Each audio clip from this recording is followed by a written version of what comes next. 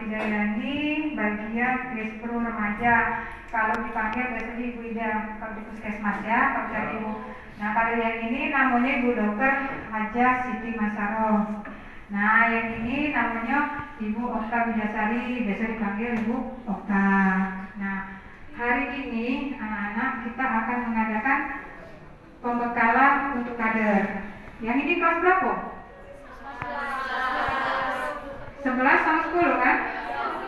Nah, jadi hari ini kita akan memberikan pembekalan untuk kader. Anak-anak yang di sini kakeknya jadi kader ya.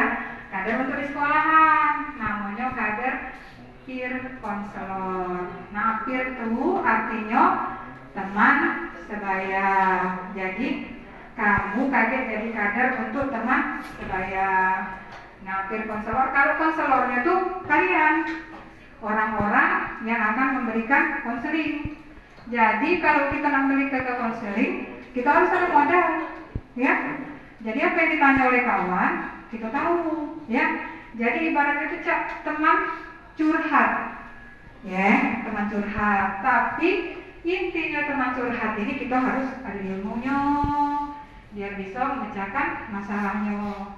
Sudah itu, ini artinya keadaan sehat yang menyeluruh meliputi aspek fisik badan kita ya, mental berarti kepribadian kita, dan sosial bagaimana cara kita dengan orang lain, dan bukan sekedar tidak adanya penyakit atau gangguan di segala hal yang berkaitan dengan sistem reproduksi, fungsi maupun proses itu sendiri.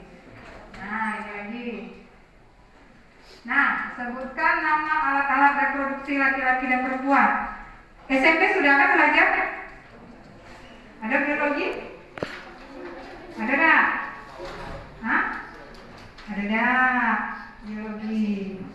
Nah, kalau yang cewek aku sebutkan reproduksi wanita.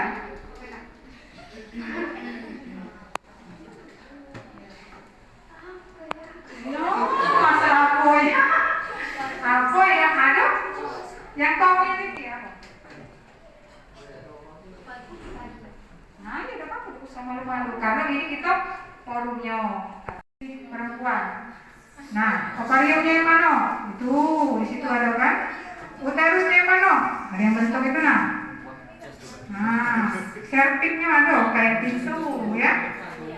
Nah, jika wilayah kamu yang mana?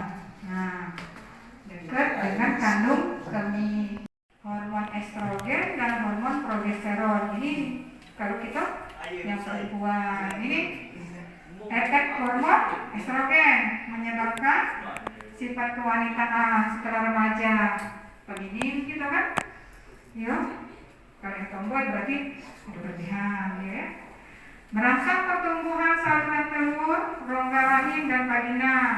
Jadi bertumbuh dia, ya, rongga rahimnya, vaginanya, saluran telurnya. Membuat dinding rahim menebal, produksi cairan vagina bertambah, ya. Nah, cairan itu apa ibu? Si laki-laki. Nah, itu nah. Ada testis, dan satu lain buah kelir, ada skrotum, ada kantongnya, ada vas deferens, saluran untuk spermanya, ya. Ada prostat, ada vesicula seminalis dan beberapa kelenjar lainnya. Sudah itu ada yang bagian luar itu namanya penis, ada kayak kulit itu namanya preputium, ya, itu organ reproduksi laki-laki gitu. Waalaikumsalam warahmatullahi wabarakatuh. Perkenalkan dulu ya, nama saya Dr. Siti Masaro. Sehari-hari saya bekerja sebagai dokter fungsional di Puskesmas Tanjung Enim. Ada yang sudah pernah berobat ke Puskesmas Tanjung Enim? Alhamdulillah, berarti sehat kalau ya. Nah, itu doanya ya. Jadi melanjutkan lagi tadi sudah diperkenalkan tentang konselor.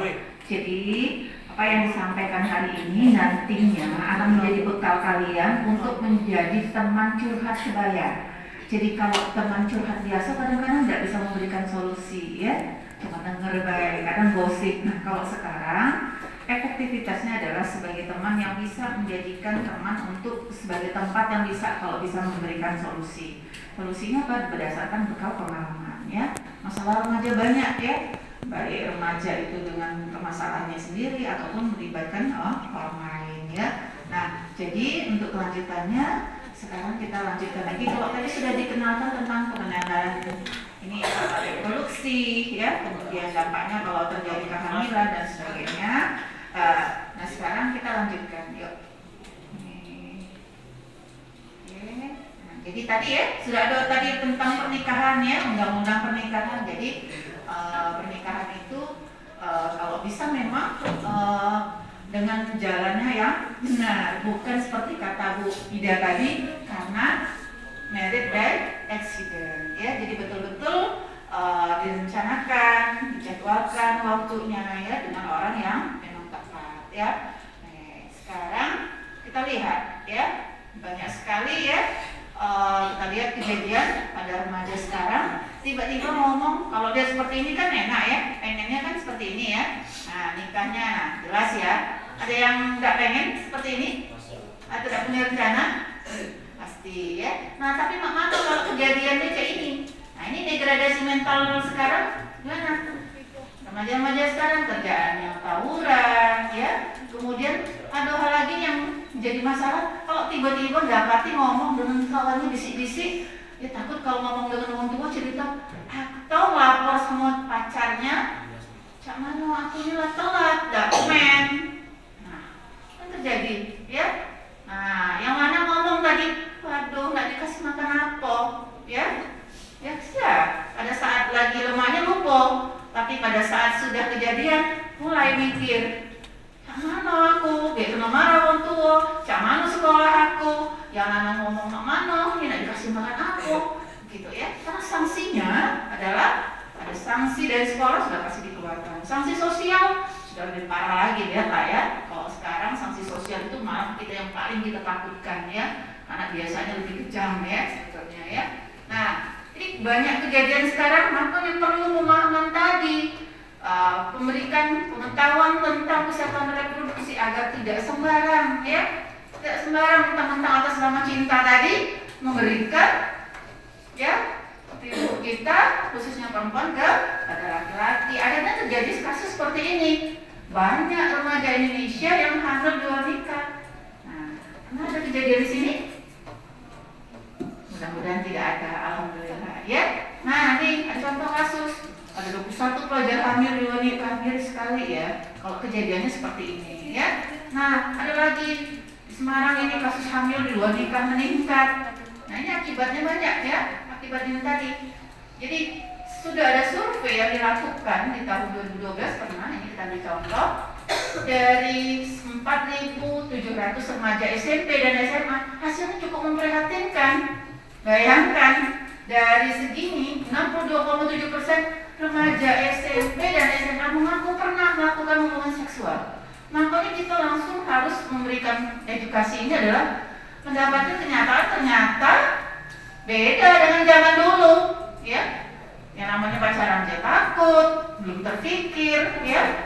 Jadi tidak ada ceritanya yang sampai segini. Nah ini sudah penurunan degradasi moral sebetulnya ya. Ada apa nih? Kenapa? Walaupun sebetulnya kita tahu ya, remaja tuh pengen tahu, tapi kenapa tahunya untuk hal-hal yang negatif ya?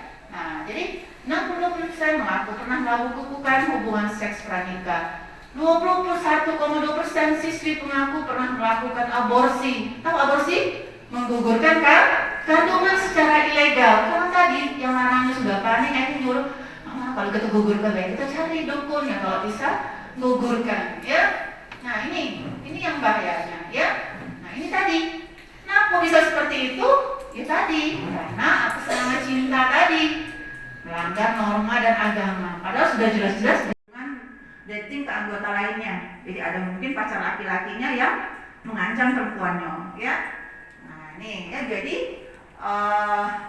adalah kekerasan secara seksual, bisa kekerasannya bentuknya secara fisik, mukul, ya. Kalau secara seksual berarti dia maksa, mengancam untuk melakukan hubungan seksual tadi. Kalau secara emosional nggak ngancam-ngancam, ngomong-ngomong. Nah itu secara emosional ya, marah dan sebagainya. Ini dilakukan kepada pasangan sewaktu pacaran. Kalau cek ini tinggal ya, belum apa-apa, baru pacar sudah model kayak gini, apalagi kalau sudah jadi istrinya ya. Nah ya, American Psychological Association ini mengatakan bahwa dating violence adalah kekerasan fisiologis dan fisik yang dilakukan oleh salah satu pihak dalam hubungan pacaran, yang mana perilaku ini ditujukan untuk memperoleh kontrol, kekuasaan, dan kekuatan. Jadi cecaknya menunjukkan kekuatan sama pacarnya gitu ya. Belum 2 kali? Ini? Ini apa? Oke, ini sudah belum? Ini? Cecaknya sebelah sini kumpulin belum? Apa lu duduk dan malah jatuh? Sebelah sana sudah, sebelah sini belum? Ada pernah. Nah, situ? Sini? Oh ya. Ini? Sudah belum? Ini? Lo baca itu jawab sudah ya. Nah sekarang kalau sudah lihat, nanti ini film porno juga ditonjolkan di sini. Tapi maksudnya adalah, ya setelah melihat itu, kalaupun juga sudah terlihat tidak sengaja apa, ada keluar cairan nanah dari alat kelamin laki-laki, sama betina juga cak itu juga. Ada luka koreng pada alat kelamin, terus ada pembengkakan kelenjar limf di sini, ya karena ini daerah kelamin maka kelenjar limfnya bengkaknya di daerah limfa sini, ya kelenjar limfa ini membengkak, menunjukkan bahwa banyak sekali kuman itu yang masuk ke badan, ya. Kemudian ada kutil jengger ayam, nyeri perut atau radang bawah panggul, sesuai tadi. Jangan di sini, kalau komplikasinya tadi sudah kayak kanker leher tadi, naik ke atas semua, ya. Nah, akhirnya menyebabkan kematian. Jenis-jenis PMS ini ada yang dari bakteri, ada virus, parasit, ada jamur, ya, masing-masing. Ada namanya mungkin pernah dengar sipilis, pernah tidak dengarnya? Kenapa sih ya? Ada sipilis, ada GO, chlamydia, ulcus mole, granuloma inala, ini yang dari bakteri. Kalau dari virus, ini herpes genitalis. Nah, kebetulan kalau semalam ada datang pasien ibu yang penyakitnya herpes genitalis, perempuan, belum menikah. Ya, makanya yang sering datang itu biasanya tengah-tengah dalu, anak balik, diam-diam, ya. Nah, belum nikah, saya. Nah, ya, di alat kelamin perempuannya tunjukin foto. Ibu datang nggak ngerti ngomong apa, pokoknya ibu cinta lagi kan. Iya, ketika bingung pas lihat astagfirullahaladzim. Herpes genitalis. Herpes itu kayak butil-butil nanah-nanah, putih-putih benihnya, kayak herpes rayap. Ya, tapi letaknya dia. Artinya ini ada mas, kalau dia seperti itu berarti dia melakukan hubungan seksual. Tapi yang kata video. Nah, ya. Sekarang lagi. Pengenalan pendidikan keterampilan hidup sehat atau PKHS.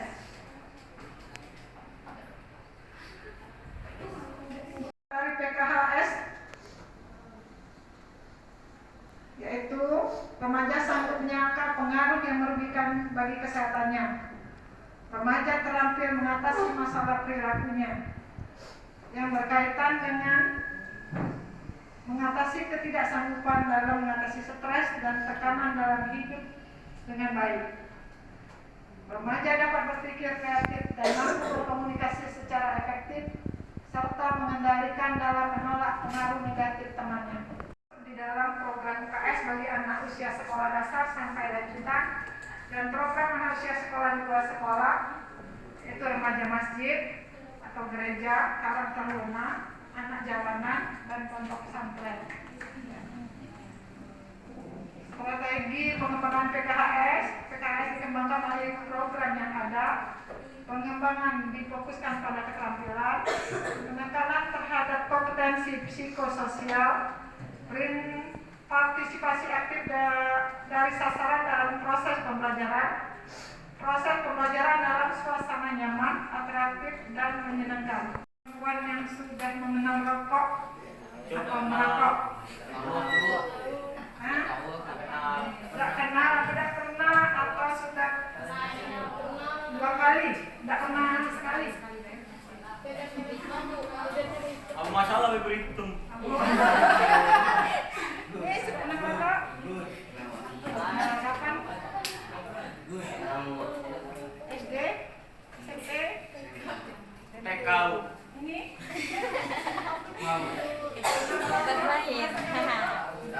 Manis. Udah, manis.